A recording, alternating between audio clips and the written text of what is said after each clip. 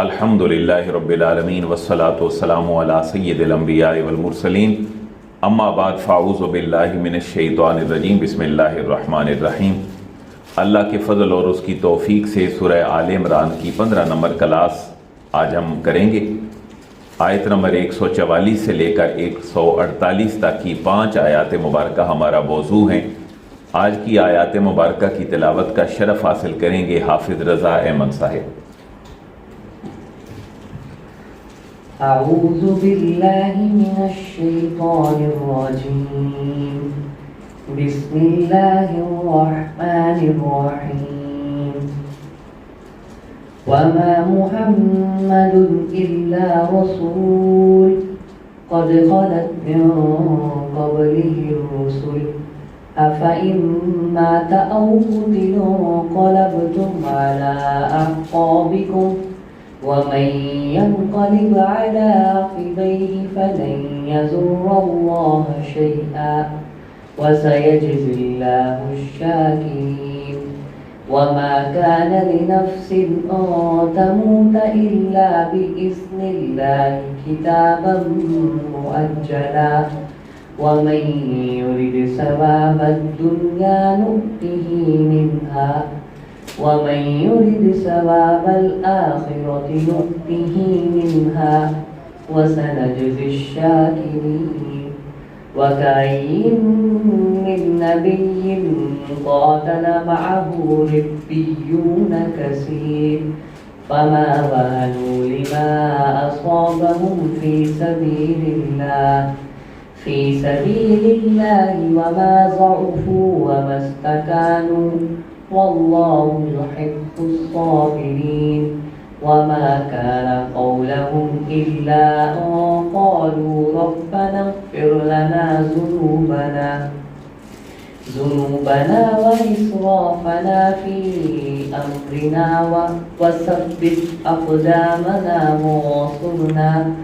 وانصرنا على القوم الكافرين فآتاهم الله ثواب الدنيا وحسن ثواب الآخرة والله يحب المحسنين صدق اللہ العظیم۔ جزاک اللہ جی، آمین۔ آج کی آیات مبارکہ گزشتہ ہمارے پورے چلنے والے رکوع اور آیات کا ہی ایک تتمہ اور خلاصہ ہیں۔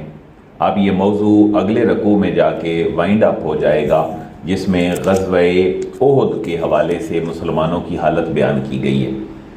یہ مسلمانوں کے لیے ایک آزمائش بھی تھی غزوہ احد کہ اللہ نے بدر کے بعد جب بڑی بھرپور فتح بدر میں دے دی تھی تو احد میں مسلمانوں کو کچھ جانی جو ہے وہ نقصان اٹھانا پڑا بظاہر اپنی انفرادی قوت اور طاقت کے اعتبار سے، ورنہ اللہ رب العزت نے انہیں غلبہ عطا فرمایا۔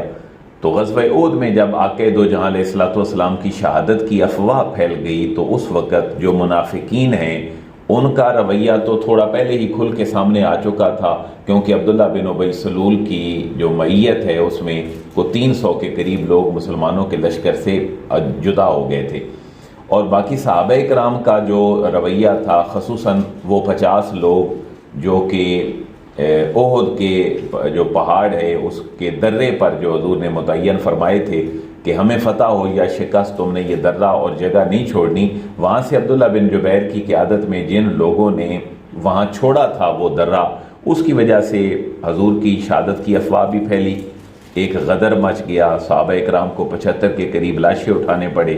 جب حضور کی شہادت کی خبر پھیلی تو اب کچھ لوگ ایسے تھے جو منافقین کی طرف میلان رکھتے تھے، تو ان کا موقف کو یہ ہوا کہ اس سے تو بہتر تھا کہ ہم یہاں پر آتے ہی نہ۔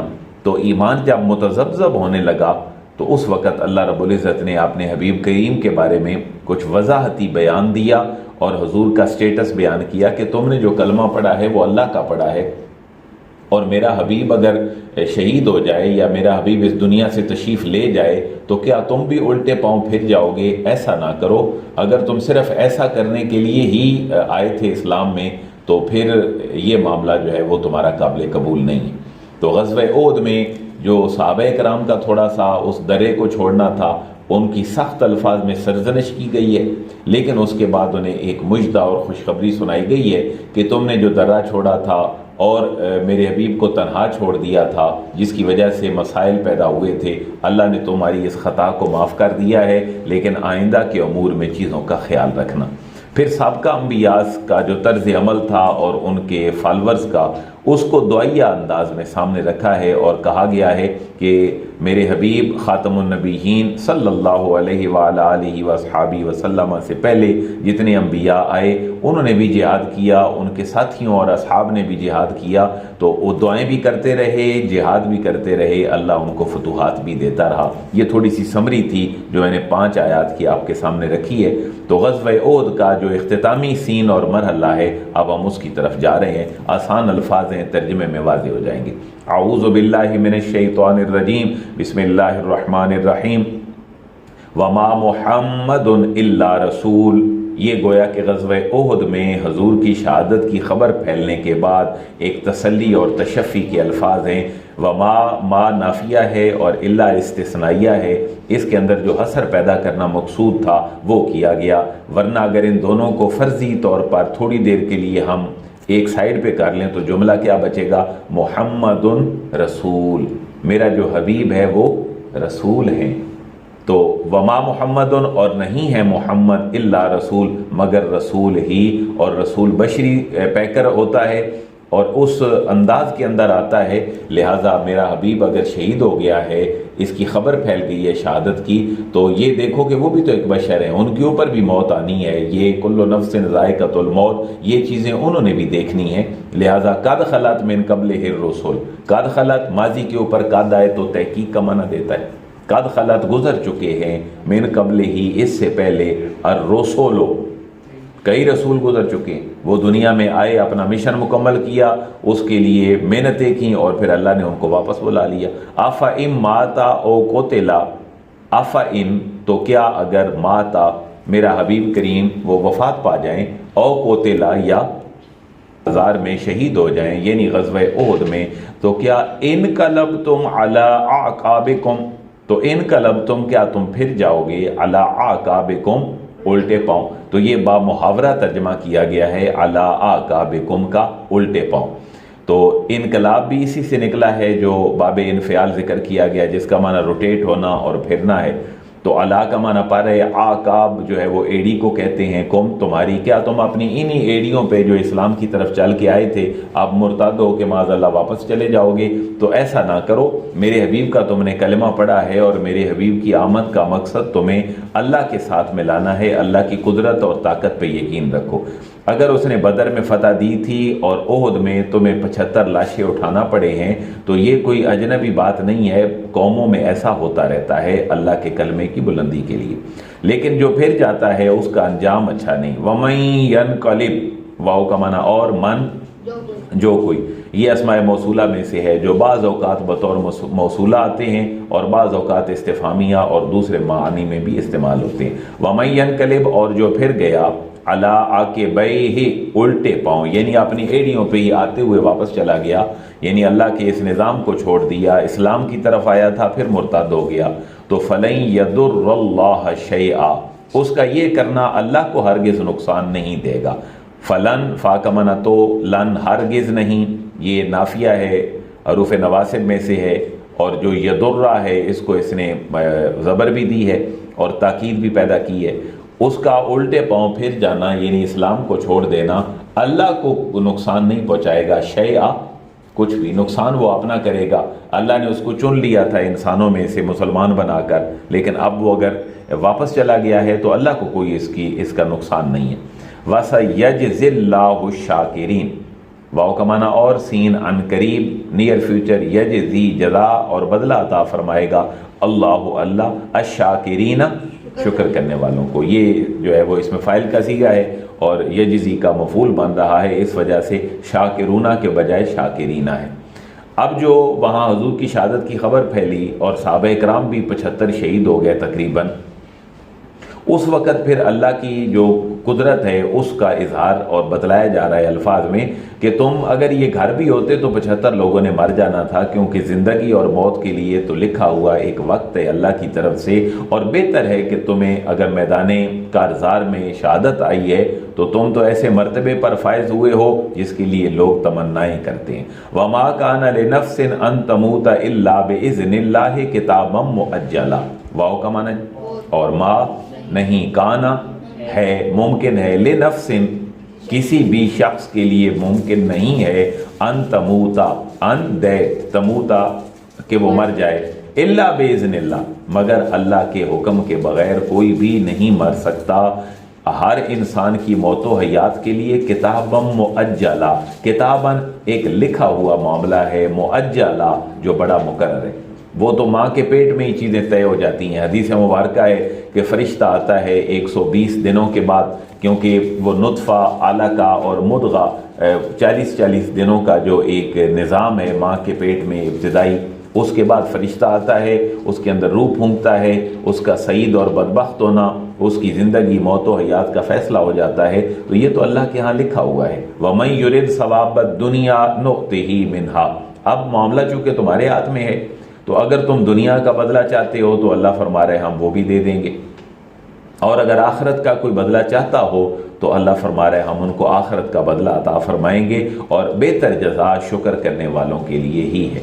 वमन युरिद, वाओ का माना और, मन फिर मौसूल है जी, जो युरिद चाहता है, इरादा रखता है, सवाबत दुनिया, दुनिया के बदले का, यानी उसको दुनिया में ही बेहतर बदला मिल जाए अपने अच्छे कामों का, तो नोते ही मिनहा, नोते ही हम अता कर देते हैं, ही उसे, मिनहा उसमें से, दुनिया में जो मेहनत करके नेकी करके दुनिया में ही रिवार्ड लेना चाहे तो भी उसको मिल जाएगा। वमन युरिद सवाबल आखिरा, और जो चाहता है आखिरत का बदला, नोते ही मिनहा हम उसको उसी तरह का बदला दे देते हैं। वसनजिज़ि शाकिरीन, और हम अनकरीब बदला अता फरमाएंगे शुक्र करने वालों को। इस आयत की तफसीर में वो हदीस मुबारक बड़ी बेहतर हो सकती है समझने के लिए कि क़यामत वाले दिन एक आलिम अल्लाह के हुजूर आएगा तो उसको दोज़ख में भेजे जाने का हुक्म दिया जाएगा।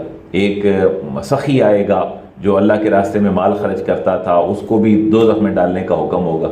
इसी तरह एक मुजाहिद जिसने जामे शहादत नोश किया होगा, इन तीनों को जन्नत के दरवाजे पर रोक लिया जाएगा। वजह क्या होगी कि तुमने दुनिया में इस चीज़ का रिवार्ड ले लिया था, और मालदार तुम कहते थे कि लोग मुझे सखी कहें, तुम्हें तो कह दिया था लोगों ने, अब आखिरत में कोई हिस्सा नहीं।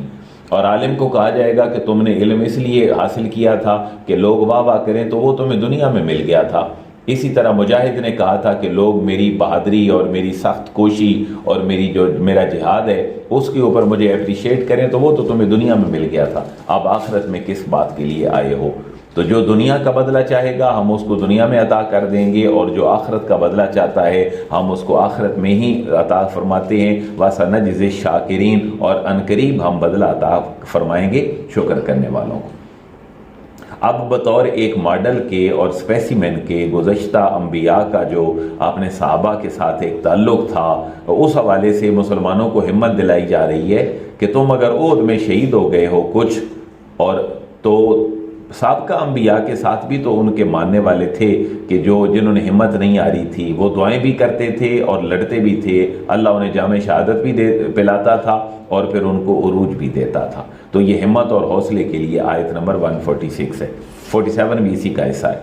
वकअय्यिम मिन नबिय्यिन, और कितने ही नबी हैं, क़ातला जिन्होंने जंग की, किताल किया, माअहू और उनके हमरा थे, उन अंबिया के हमरा, रिब्बियूना रब से है, रब वाले, रिब्बियून अल्लाह वाले, कसीर बहुत से, कसरत वाले।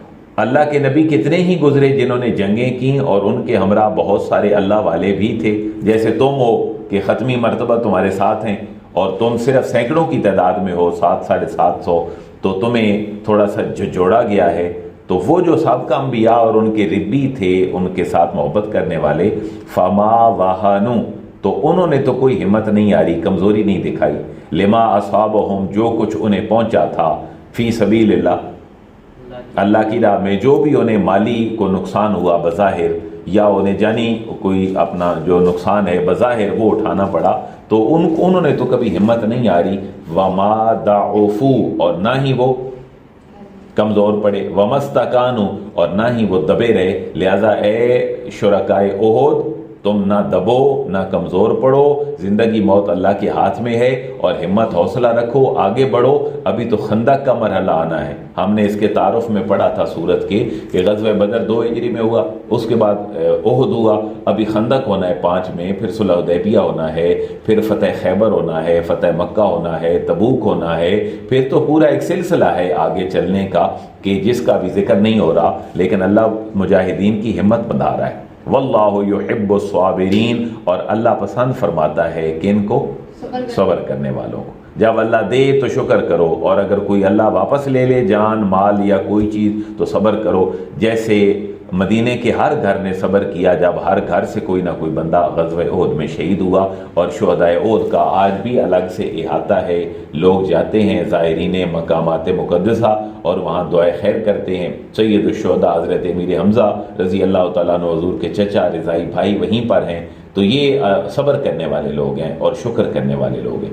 وہ جو سابقہ قومیں اور ان کے نبی تھے ان کا معاملہ کیا ہوتا تھا. لہذا اے غلامان مصطفیٰ تم بھی یہی معاملہ اختیار کرو, اور یہ نہ سوچو کہ حضور شہید ہو گئے ہیں تو ہم واپس جائیں گے, ہم کیا کریں گے, کاش ہم آتے ہی نہ, ہم عبداللہ بن ابی کی بات مان لیتے. تو یہ باتیں نہ کرو. باتیں کیا کرو؟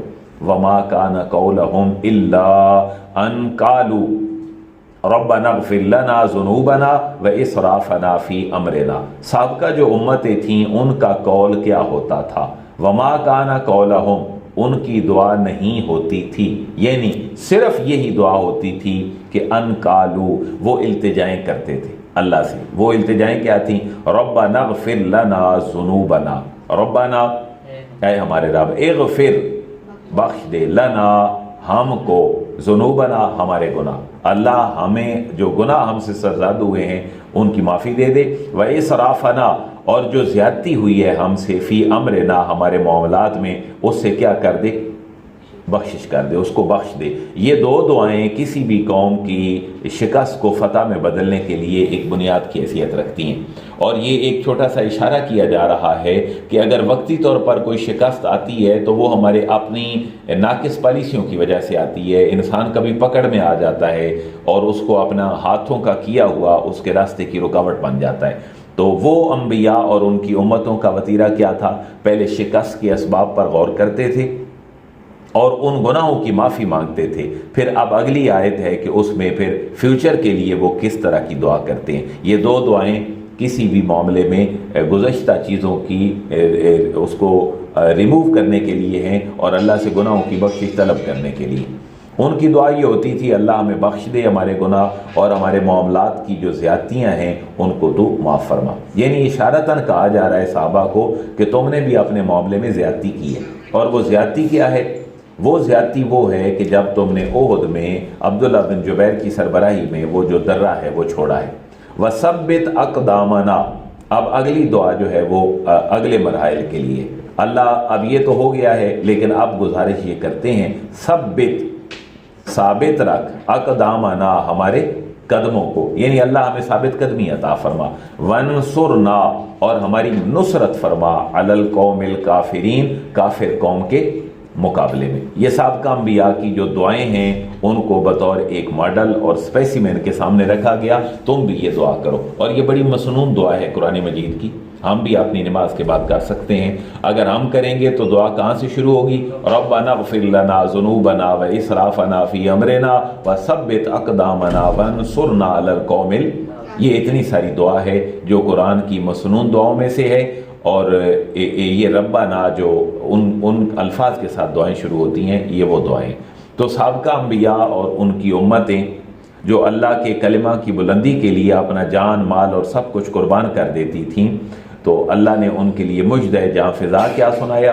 فَآتَاهُمُ اللَّهُ ثَوَابَ الدُّنْيَا وَحُسْنَ ثَوَابِ الْآخِرَةِ وَاللَّهُ يُحِبُّ الْمُحْسِنِينَ. فا کا معنی پس یا تو عطا فرمایا, ہم انہیں, اللہ نے, ثواب الدنیا بدلہ دنیا کا, و حسن ثواب الآخرہ اور بہترین بدلہ آخرت کا۔ یہ ہے سودا جو فائدے کا سودا ہے۔ جو دنیا کا طلبگار ہے پھر دنیا میں سب کچھ مل گیا، یہ بھی نہیں کہ انسان ساری کوشش کر کے اس کا سارا ریوارڈ آخرت میں ہی اللہ سے مانگے۔